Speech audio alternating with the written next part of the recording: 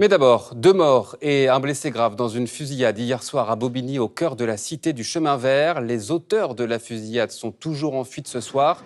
Le maire réitère ses demandes de renforts policiers dans un quartier gangréné par le trafic de drogue, tout comme les syndicats de police. Écoutez. On a pu constater, il y a une flambée de violence sur le 93 avec des fusillades, des individus qui essayent de reprendre les points de deal de force. Et pour la bataille contre le trafic de stupes, la meilleure des réponses, c'est qu'il y ait plus de policiers pour pouvoir justement harceler au jour le jour les trafiquants. Oui, c'est un plus, surtout que on parle beaucoup de Paris, mais il faut pas oublier la banlieue. On a vu ce qui s'est passé encore en Seine-Saint-Denis il y a quelques jours avec, même si ça rentre dans le cadre du trafic de stupes, il y a eu quand même 2 individus qui ont été assassinés. Et oui, donc il y a des enjeux sécuritaires et tous les outils qui seront mis à disposition des forces de l'ordre pour lutter contre la criminalité ou en termes d'organisation opérationnelle en plus, c'est du positif. Et venir là, c'était aussi une façon pour le président de vous remercier, de vous dire merci. On sait que du côté des policiers, il y a eu un peu de mécontentement dans les mois précédents. Vous avez obtenu ce que vous vouliez et là, tout le monde est prêt à assumer jusqu'au bout tout ce qu'il faudra pendant cette période olympique. Oui, alors c'est là que ça va être important. L'organisation syndicale ça va être très important parce qu'il y a des réglages qui sont en cours. On voit déjà que en termes de logement, on a vu un ou deux couacs, mais pour l'instant ça a été réglé.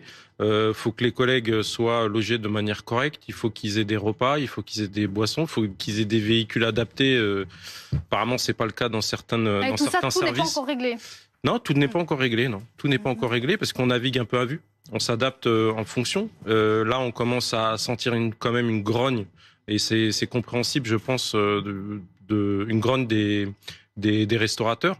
Mais après, nous, vous savez, dans le cadre des services d'ordre, on fait ce qu'on nous demande, tout simplement. C'est-à-dire, si on nous demande de sécuriser et d'empêcher les gens de passer et qu'il faut absolument un QR code, on fait appliquer ces commandements. Reda Bella, je vous salue. Bonjour. Merci beaucoup d'être là. Bonjour. Vous êtes porte-parole Île-de-France pour le syndicat Police Unité. Justement, le président l'a évoqué lors de ce discours en expliquant ce qu'il allait rester pour les forces de l'ordre, pour les forces de sécurité. C'est vrai que c'est un plus pour vous, en tous les cas, pour ce commissariat de la banlieue parisienne? Oui, c'est un plus, surtout que on parle beaucoup de Paris, mais il faut pas oublier la banlieue. On a vu ce qui s'est passé encore en Seine-Saint-Denis il y a quelques jours avec, même si ça rentre dans le cadre du trafic de stupes, il y a eu quand même 2 individus qui ont été assassinés.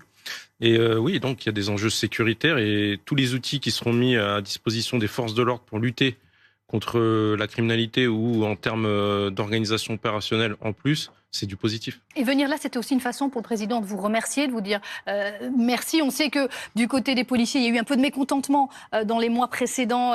Vous avez obtenu ce que vous vouliez et là, tout le monde est prêt à assumer jusqu'au bout tout ce qu'il faudra pendant cette période olympique? Oui, alors c'est là que ça va être important.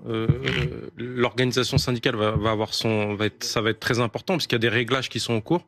On voit déjà que en termes de logement, on a vu un ou deux couacs, mais pour l'instant ça a été réglé. Faut que les collègues soient logés de manière correcte. Il faut qu'ils aient des repas, il faut qu'ils aient des boissons, il faut qu'ils aient des véhicules adaptés.